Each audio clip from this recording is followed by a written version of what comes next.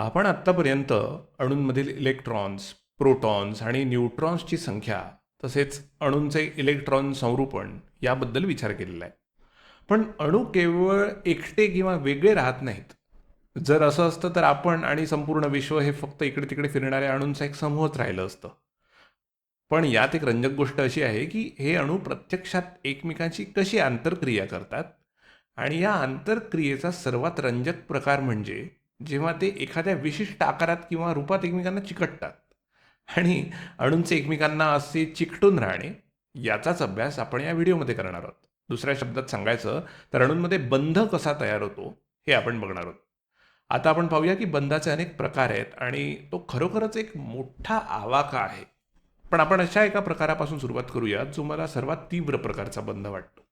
आणि हे समजून घेण्यासाठी आपण इथे सोडियमचं एक उदाहरण घेऊया. जर आपल्याला सोडियमसाठी संयुजा इलेक्ट्रॉन पाहायचा असेल तर आपण तो लुईस बिंदू रचना किंवा लुईस इलेक्ट्रॉन बिंदू रचना वापरून दाखवू शकतो, ज्याला कधी कधी थोडक्यात फक्त बिंदू रचना असंही म्हणतात.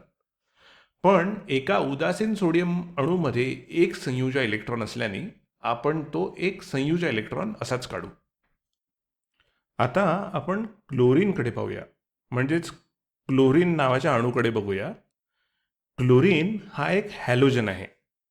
हॅलोजनकडे 7 संयुजा इलेक्ट्रॉन्स असतात. त्यामुळे क्लोरीनचे संयुजा इलेक्ट्रॉन असे दिसतील बघा, 1 2 3 4 5 6 आणि 7. याच्यात 7 संयुजा इलेक्ट्रॉन आहेत. त्यामुळे तुम्ही कल्पना करू शकता की क्लोरीनला त्याची बाह्यतम कक्षा पूर्ण करण्यासाठी आणखी एका इलेक्ट्रॉनची नक्कीच गरज असेल. आणि आपण इतर व्हिडिओमध्ये बघितलं आहे किंवा आपल्याला माहिती आहे की हे जे विद्युत ऋण अणू असतात जसं की ऑक्सिजन, नायट्रोजन आणि क्लोरीन, त्यांना इलेक्ट्रॉन्स ओढून घेणं किंवा स्वतःकडे खेचून घेणं खूप आवडतं. मग तुम्हाला काय वाटतं, जेव्हा तुम्ही या घटकांना सोडियम आणि क्लोरीनला एकत्र आणाल तेव्हा काय होईल? या एकाला आपला इलेक्ट्रॉन द्यायचा आहे आणि क्लोरीनला एक इलेक्ट्रॉन मिळवायचा आहे. बरं, कदाचित क्लोरीन सोडियमकडून एक इलेक्ट्रॉन घेईल. एक खऱ्या रासायनिक अभिक्रियेमध्ये असे लाखो करोडो अणू असतील जे इकडे तिकडे फिरत असतील आणि तिथे अनेक वेगवेगळ्या गोष्टी घडत असतील.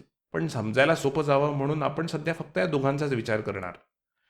अशी कल्पना करूया की हा क्लोरीन या सोडियमकडून एक इलेक्ट्रॉन मिळवतो, तर मग पुढे काय होईल? हा सोडियम नंतर धनप्रभारित होईल, कारण तो एक इलेक्ट्रॉन गमावणार आहे. आणि नंतर क्लोरीन आता एक इलेक्ट्रॉन मिळवणार आहे, त्यामुळे क्लोराईड ॲनायन बनेल. ॲनायन म्हणजे ऋण आयन. तो एक सोडियम कॅटायन आहे आणि म्हणजेच धन आयन आहे आणि आयन म्हणजे तो प्रभारित आहे. आणि आता हा इथला क्लोराईड ॲनायन आहे, तर त्याच्याकडे आधी असलेले संयुजा इलेक्ट्रॉन आहेतच आणि आता तुम्ही कल्पना करू शकता की त्याने सोडियमकडून आणखी एक इलेक्ट्रॉन मिळवला आहे आणि आता त्याच्यावर ऋण प्रभार आहे.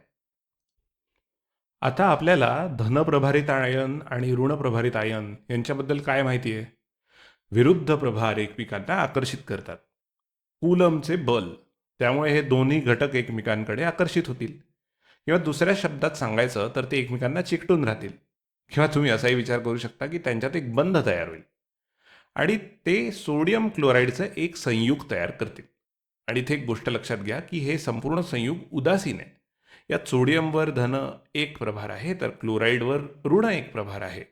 पण एकत्र पाहिल्यास ते उदासीन असतं, कारण ते आता एकत्र जोडलं गेलेलं आहे. आणि आयनांमधील या प्रकारच्या बंधाला काय म्हणतात याचा तुम्ही अंदाज लावलाच असेल. याला आयनिक बंध असं म्हणतात. आयनिक बंध.